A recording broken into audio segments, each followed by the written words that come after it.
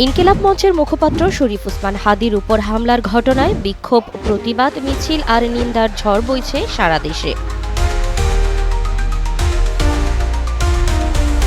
এরই প্রেক্ষিতে পঞ্চগড়ে জাতীয় নাগরিক পার্টি এনসিপির উত্তরাঞ্চলের মুখ্য সংগঠক সার্জিস আলম বলেছেন, যারা ভারতীয় আধিপত্যের বিরুদ্ধে কথা বলে তাদের ভয় দেখানোর উদ্দেশ্যেই এই হামলা চালানো হয়েছে।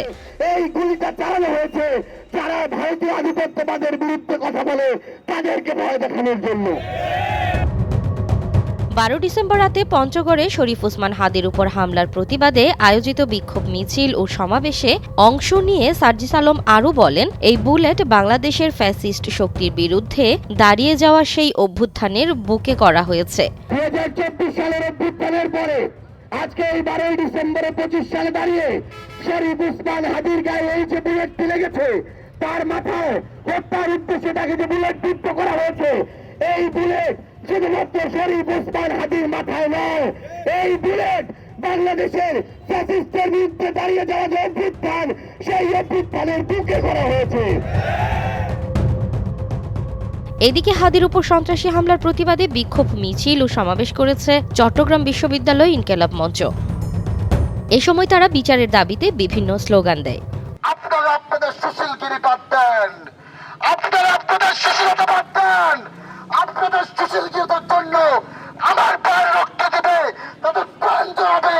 জুলাই ছাত্র সমাজ তা কখনো মেনে নিতে পারে না, কখনো মেনে নিতে পারে না। Bashundhara public school and college 2026 শিক্ষাবর্ষে ভর্তি চলছে।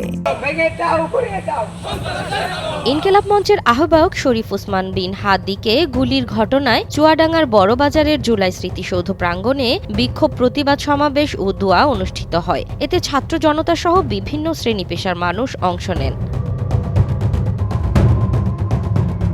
ইনকিলাব মঞ্চের মুখপাত্র শরীফ ওসমান হাদীকে গুলির ঘটনায় প্রতিবাদে চাঁপাইনবাবগঞ্জে বিক্ষোভ মিছিল হয়েছে। শুক্রবার রাতে জেলা শহরের বাতেনখার মোড় থেকে বিক্ষোভ মিছিলটি শুরু হয়ে শহরের বিভিন্ন সড়ক প্রদক্ষিণ শেষে শান্তি মোড়ে অবস্থান কর্মসূচির মাধ্যমে শেষ হয়।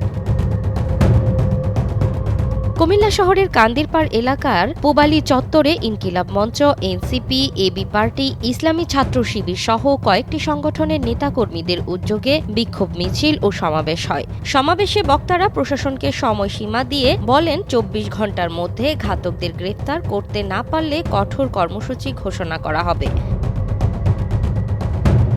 এদিকে হাদীকে হত্যা চেষ্টার ঘটনায় বিক্ষোভ মিছিল করেছে খাগড়াছড়ি ছাত্র জনতা। এ সময় তারা হাদীর উপর হামলায় জড়িতদের গ্রেফতার ও বিচার দাবি করেন। এছাড়াও নারায়ণগঞ্জ, নড়াইল, নীলফামারী, সৈয়দপুর, পটুয়াখালী সহ দেশের বিভিন্ন স্থানে বিক্ষোভ মিছিল অনুষ্ঠিত হয়েছে।